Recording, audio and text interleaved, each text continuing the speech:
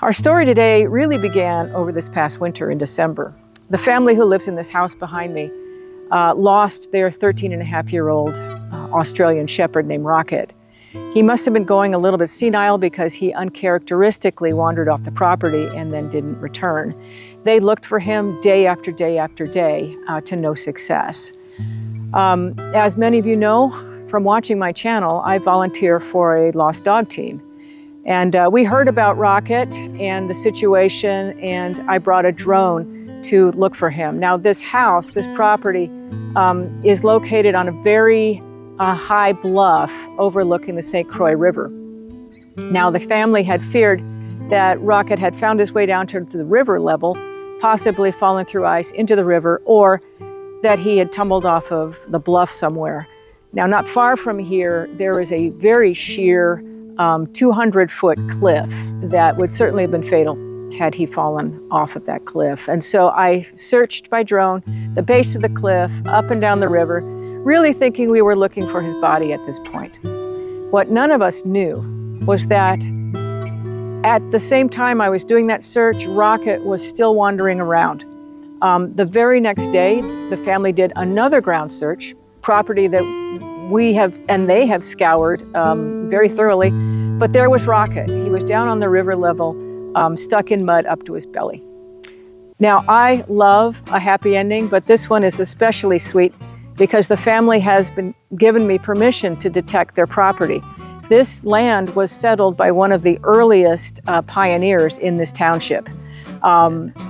He built a cabin in 1847, and he built this house behind me in 1854. So it's very old for Minnesota. And I have a feeling that there's going to be good stuff to find here today. Now, the family's lived here since the 80s. They say that nobody has detected this in the time that they've been here, but that still leaves the 1960s and 1970s. So I'm hoping my XP Deus II with its advanced technology can find something even if it's been gone over before. So I am going to stop jabbering and start detecting. Old as dirt.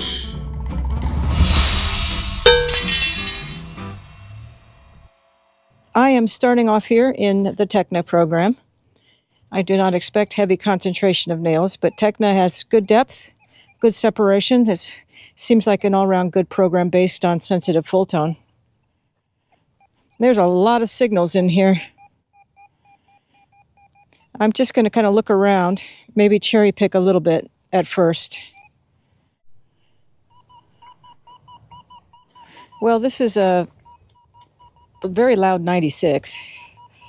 You know, nice number, but not a great sound. And it's seems like it's not very deep. This is an iron buckle. I do believe.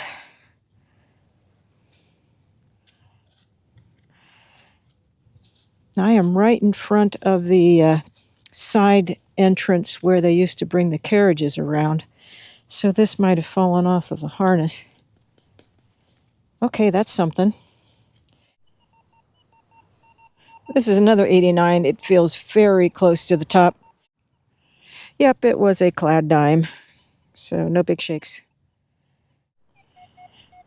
This is a very stable 62. So immediately you think nickel. It is not soft or subtle, however, so possibly modern nickel. Well, not a nickel. It is a shotgun shell. But that is most likely not modern.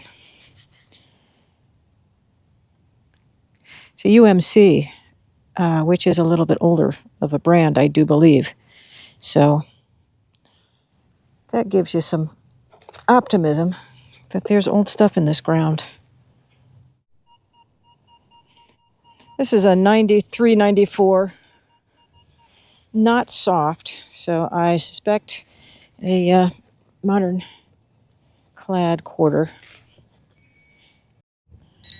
It's in the hand, and it is exactly what I thought it was going to be. A clad quarter. Well, I have switched from Tekkna over to my Goldfield program. I feel like it's been really difficult to distinguish between deep targets and more shallow ones. I shouldn't say that. I can hear the shallow ones perfectly well, a little too well, but I think that it's kind of impairing my ability to hear the really soft things in between. So with this gold program, it has a different sound when something is deep. It's, the sound is based on the amplitude. And so when something like a coin size is deep, I'm going to hear more of a whoo, whoo, whoo, instead of a ear blasting solid tone. So that's what I'm going to start listening for with this gold program.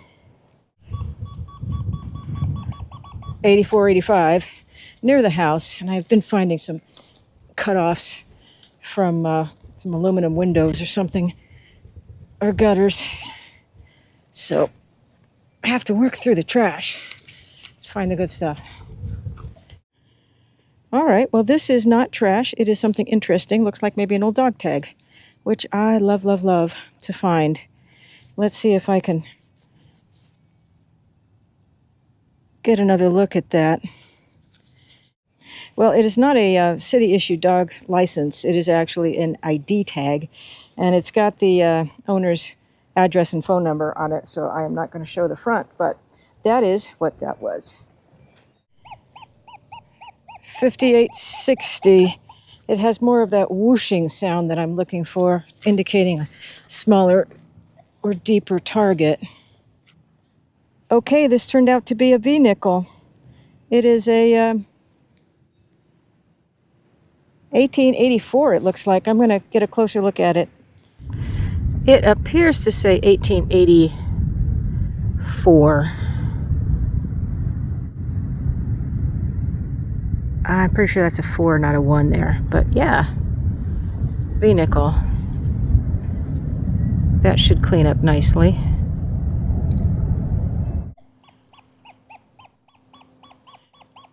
Here's an 88 jumping up into a 9092. It does not sound terribly deep though, so I'm guessing this is a semi-modern coin. It's in this little ball.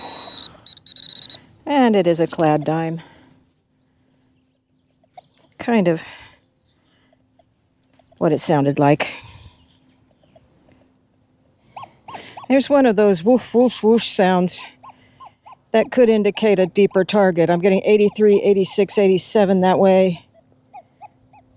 83, 86 that way. Did I find another ID tag? Oh my goodness. Let me clean this off. Okay, this one is now. Oh yay. Okay, this is not an ID tag, but a dog license. Does it have a date on it? Please tell me you have a date on it. It says West St. Paul dog license. Where's the date? These weren't good forever. No date? I feel so cheated. The only number on there is 3584. Oh, come on. Well, that's disappointing and delightful at the same time, but mostly disappointing. I mean, this could be 1980 for all I know, because it isn't that deep. But I do like finding dog license tags, so unless that's hidden on there somewhere, there is no date on this one. Here's an 85, but it's jumping around a bit. It does have that whooshy quality. I am seeing 80s in both directions. Could this be something good? Well, okay, it's a belt buckle. Looks like it's got some plating on it. Hard to tell how old that might be.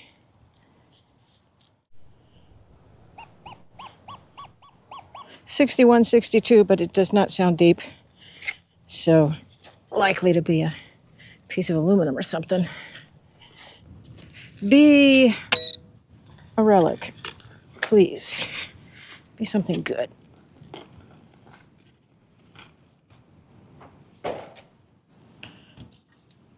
Oh, it's out. It is smallish. It's this thing.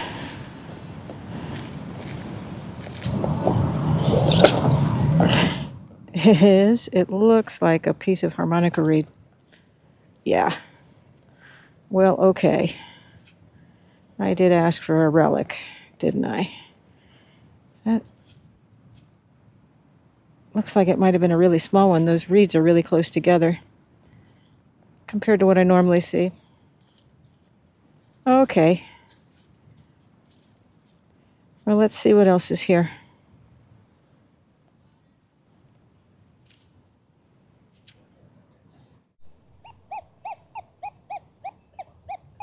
I've got a 59, 60 or so with that whooshy sound I'm listening for. So let's hope this is a deep and old small target.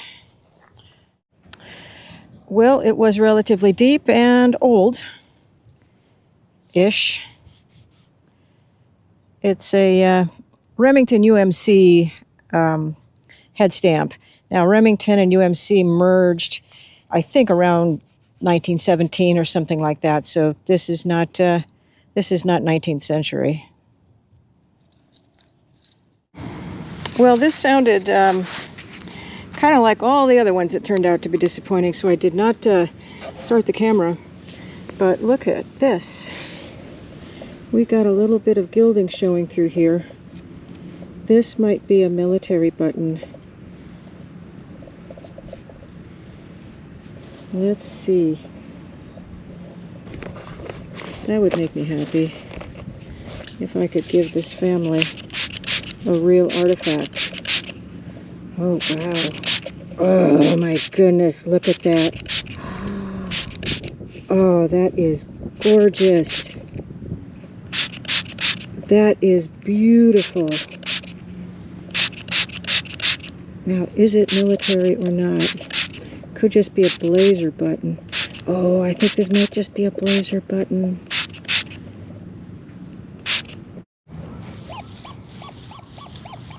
'67, '69, jumping around. A piece of Victorian jewelry. I don't want to rub it too hard, but it's got paste or gemstone, probably not gemstones. I mean, it's probably just costume jewelry. Well, what's that? It's round. Is it a button?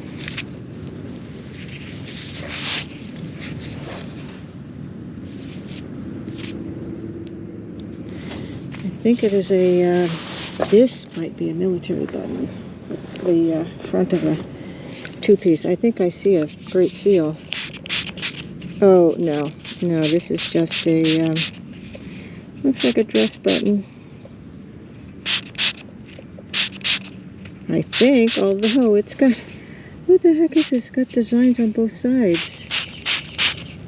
There's a nice lily pattern on that side.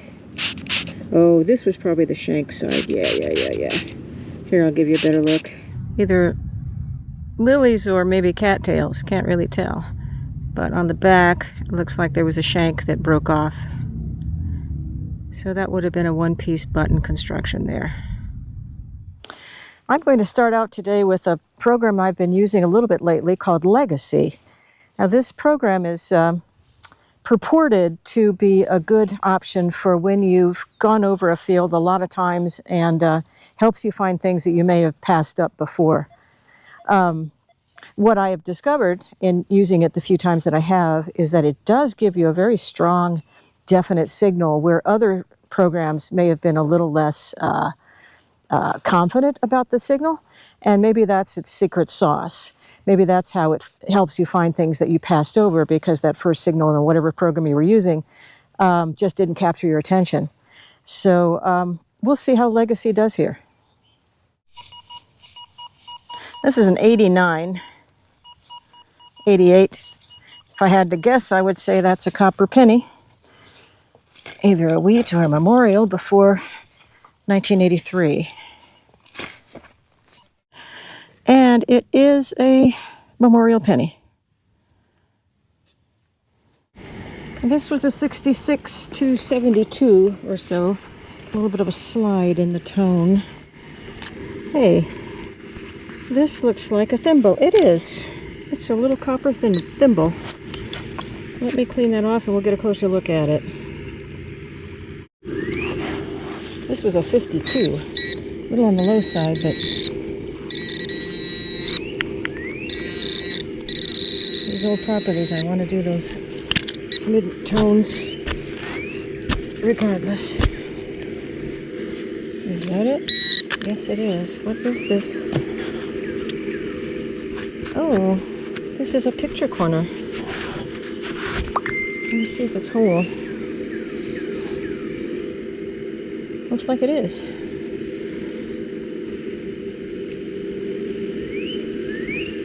So yeah, that would have gone maybe in a photo album. It's got little tacks on it though, so it could have been tacked onto like a book cover or something like that. It's just a little ornament, usually associated with books or photographs, that kind of thing. 9092 right here. I am getting close again to the side yard where a lot of activity took place because I found a lot of stuff here. I'm not sure what this is, but it has some text on it. It says the Acme Thunderer, and then there's a patent. So, what is that? I will get a better idea on that once I can look it up. Oh, it says made in England. That is interesting. All right, this is cool. This is a silver-plated watch fob. It is not very thick, but that is definitely what it is. I would say that's turn of the century, maybe a little earlier. Cool. 75, 76. It is deeper. Looks like it's at least 5 inches down. So hopes are rising. What are you going to be?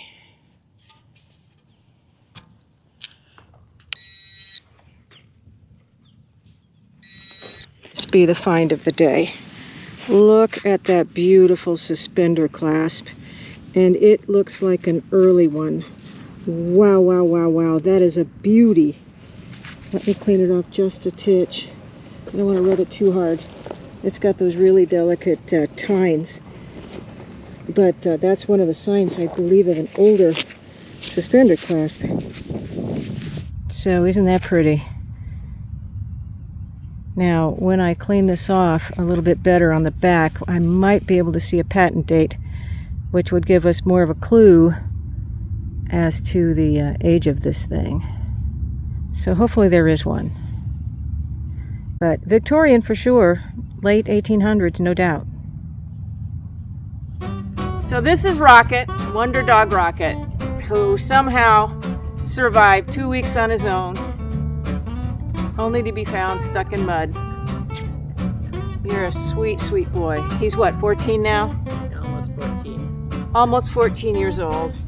And he wears a tracking collar now. He is still prone to wander, but the family is on top of him like white on rice. Right, bud? Old as dirt. Good boy. Good boy. Good boy. Oh, so sweet. He's so soft.